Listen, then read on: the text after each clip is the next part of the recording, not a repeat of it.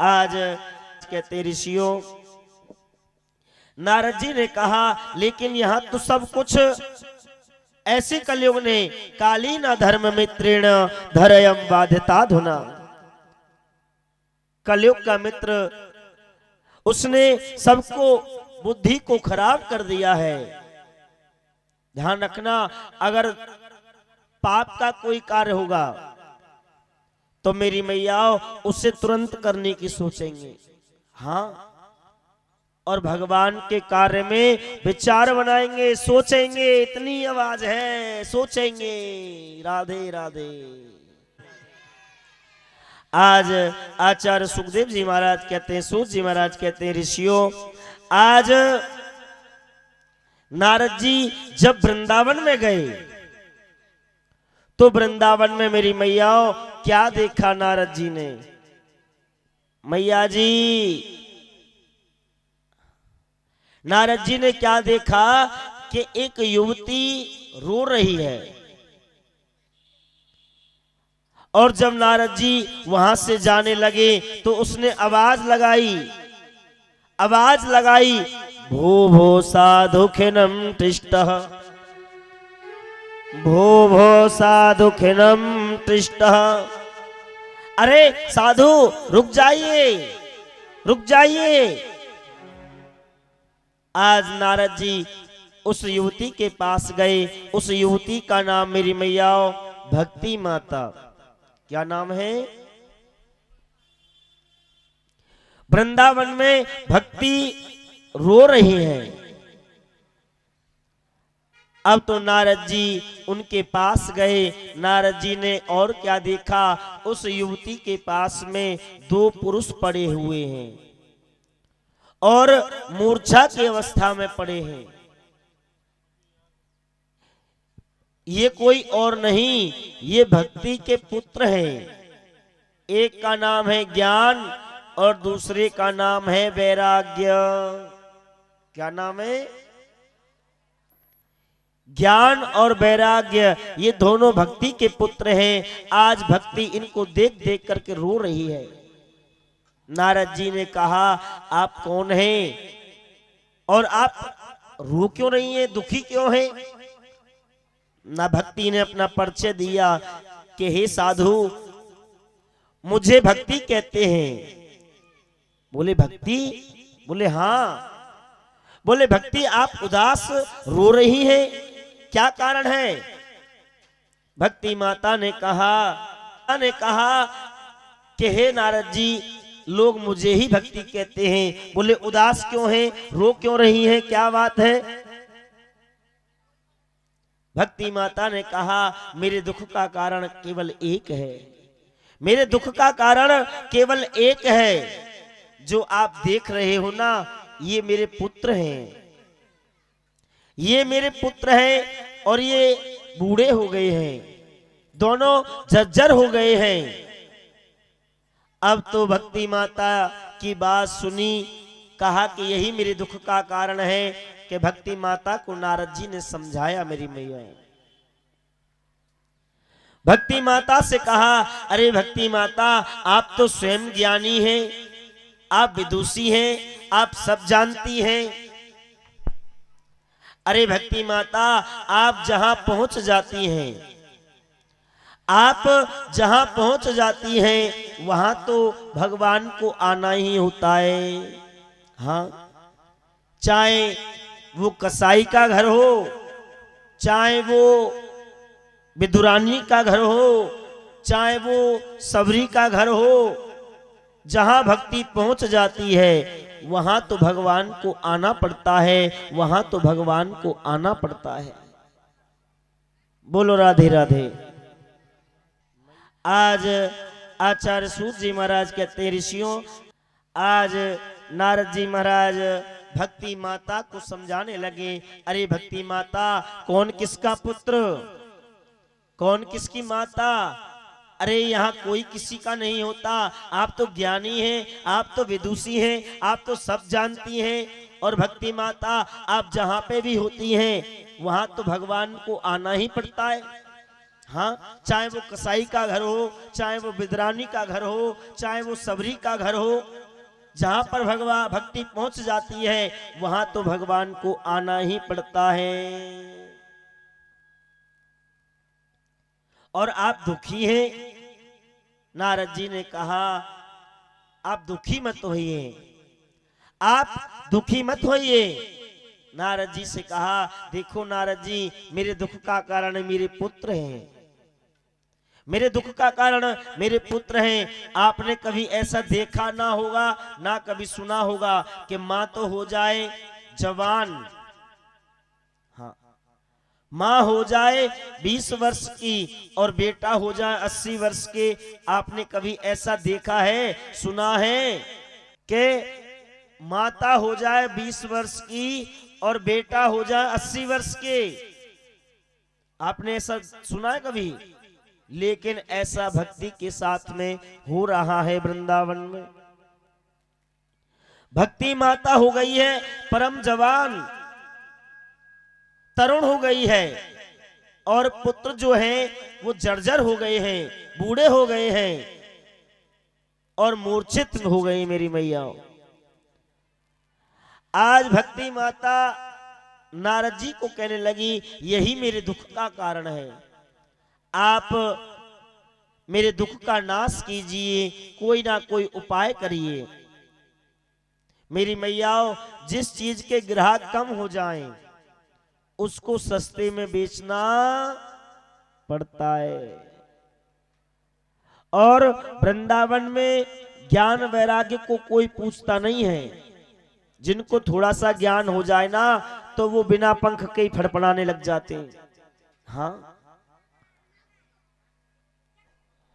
बिना पंख के ही फड़फड़ाते हैं। थोड़ा सा भी ज्ञान हो जाए, 2-4 भजन सीख जाएं, 2-4 श्लोक सीख जाएं तो वो ज्ञानी बन जाते हैं। मेरे माता बहन भाई बंधुओं, ज्ञानी बनने में फायदा नहीं है। ज्ञानी मत बनिए, बैरागी मत बनिए। बनना है तो भगवान के प्रेमी बनिए, भगवान के भक्त बनिए। मेरे माता बहन भाई बंधुओं, भगवान के भक्त बनिए। और वृंदावन में मेरी मैयाओ, आपने देखा होगा वृंदावन के वृक्ष को मरम न जाने कोई, डाल डाल और पात पात पे श्री राधे राधे होए, श्री राधे राधे होए। ऐसा वृंदावन है मेरी माता। वृंदावन कोई मेरी मैयाओ तीर्थ नहीं है। मैं तो यहां तक कहता हूं वृंदावन कोई तीर्थ नहीं है। वृंदावन तो साक्षात मेरे गोविंद का घर है, मेरे ठाकुर का ठिकाना है। मेरे माता बहन भाई बंधुओं, कन्हैया का ठिकाना है। और अच्छा, कौन कौन गया है वृंदावन? जो जो गए हाथ खड़े करें। जो वृंदावन गए हैं वो भाग्यशाली हैं। हाँ, और जो नहीं गए हैं उनसे भी कहना चाहूंगा, आप विचार बनाइए, विचार बनाइए और जल्दी से जल्दी आप भगवान के धाम में जाइए, भगवान के घर जाइए, उनकी परिक्रमा करके आइए, उनके दर्शन करके आइए। मेरे माता बहन भाई बंधु, आज नारद जी ने उनके मन की बात समझी और कहा, नारद जी ने वेद पाठ किया, वेदांत पाठ किया। भक्ति माता के कष्ट की निवृत्ति के लिए वेद पाठ करते, वेदांत पाठ करते, तब तक तो वो जवान हो जाते और फिर बंद हो जाते, तो फिर पुनः मूर्छित हो जाते, बूढ़े हो जाते। मेरी मैया, अब एक बार नहीं, 2 बार नहीं, ऐसा कम से कम 100 बार हुआ। जब तक नारद जी सुनाते जाएं वेद पाठ, गीता पाठ, गीता पाठ मुहुर्मुहु बार बार गीता का पाठ सुनाया। अब जब तक सुनाते जाएं तब तक तो ज्ञान वैराग्य जवान होते जाएं, मूर्छा अवस्था खुल जाए और जैसे ही बंद हो जाए तब फिर वही मूर्छा में आ जाए। तब आकाशवाणी हुई, हे सनत कुमार जी, आकाशवाणी ने कहा सत्कर्म सूचको नूनम ज्ञान यज्ञ श्रमतो बुधई श्रीमद्भागवतालापा सातो गीत सुका देवी। आकाशवाणी ने कहा कि देखो नारद जी, अगर ज्ञान वैराग्य का बुढ़ापा दूर करना चाहते हो, भक्ति के कष्ट की निवृत्ति करना चाहते हो, तो इसके लिए एक काम करो, आपको सत्कर्म करना पड़ेगा, आपको सत्कर्म करना पड़ेगा। नारद जी सनत कुमार जी से कहने लगे, बस यही मेरे दुख का कारण है, अब मैं आपकी शरण में हूं, आप बताइए कि भक्ति माता के कष्ट की निवृत्ति कैसे होगी, उनके ज्ञान वैराग्य कैसे तरुण होंगे। और आकाशवाणी ने जो सत्कर्म के बारे में कहा, वो आकाशवाणी का सत्कर्म क्या है, आप बताइए, आप सब महापुरुष हैं, आप मुझे बताइए। सनत कुमार जी नारद जी से कहने लगे, नारद जी भक्ति के कष्ट की निवृत्ति का और सत्कर्म के बारे में आकाशवाणी ने कहा, वो सत्कर्म तो एक है। बोले क्या? श्रीमद् भागवतालापा सातु गीत सुका देवी, के आप भागवत का वाचन करिए। भागवत, बोले आप ये क्या कहते हैं? मैंने वेद पाठ किए, वेदांत पाठ किए, गीता पाठेर मुहुर्मुहु बार बार गीता का पाठ किया, उनसे कोई असर नहीं हुआ, तो भागवत क्या होगा? अब तो नारद जी से सनत कुमार जी ने कहा, हे नारद जी देखो, गीता पाठ वेद पाठ आपने किए, लेकिन आप जब तक भागवत नहीं सुनाओगे, भागवत कोई वेद विधान से अलग नहीं है मेरी मैयाओ। भागवत तो साक्षात वेद वेदांत का जो रस में सार है, वही श्रीमद् भागवत है। जो शास्त्रों का फल है, जो शास्त्रों का जो निचोड़ है, वही श्रीमद् भागवत है। और एक बात बताऊं, आप मान लो एक भागवत एक कल्प वृक्ष है, क्या है? मान लो वेद कल्प वृक्ष है और उसका पका हुआ फल श्रीमद् भागवत है। एक बात बताऊं, फल में जो मिठास होती है वो क्या कभी जड़ में होती है? जी, आम अगर खाओगे तो आपका मुंह मीठा हो जाएगा या नहीं? बोलो हाँ ना, कुछ तो कहो। हाँ, अगर आम की जगह पे आप आम की डाली तोड़ करके खाने लग जाओ, तो क्या आपका मुंह मीठा होगा? क्यों? मुंह मीठा नहीं होगा, दांत भले टूट जाए मेरी मैयाओ, हाँ, मुंह मीठा नहीं हो सकता। लेकिन जो आम खाने से मुख मीठा हो गया, उसका जो रस है वो तो जड़ों से ही आया है जी।